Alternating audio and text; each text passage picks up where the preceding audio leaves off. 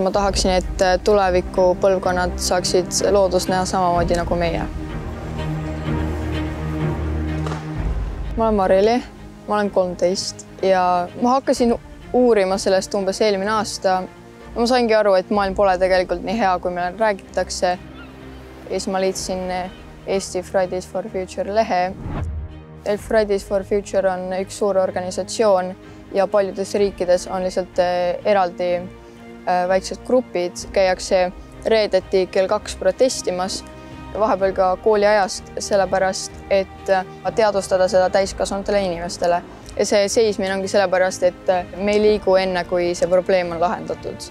Või vähemalt on sellega tegeletud, sellepärast, et praegu inimesed lihtsalt ignoreerivad seda ja ütlevad, et kliimamuutus ei ole päris.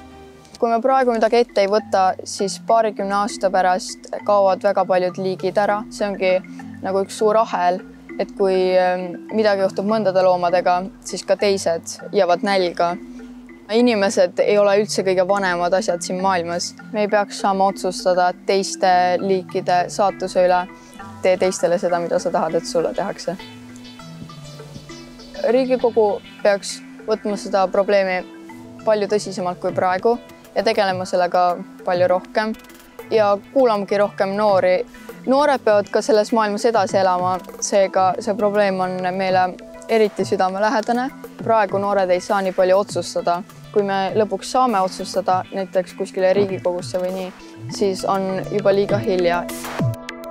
Muidugi mul on elus ka muid asju, millega ma tegelen ja ma ei nuta iga päev näiteks kliima pärast, aga ma annan enda panuse ja üritan teha kõik, mis ma saan ja hoiatada ka teisi.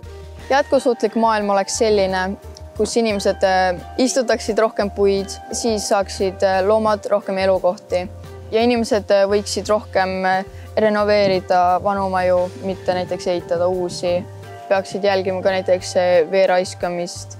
Mina olen oma igapäevaelu muutnud niimoodi, et ma mõtlen enne, kui ma ostan näiteks. Ei pea ostma iga kord uut näiteks kotti, ja sa võid alati kasutada vana ja mõeldagi rohkem mitte ainult endale ja rahale, vaid tuleviku inimestele, loomadele ja üldsegi maailmale.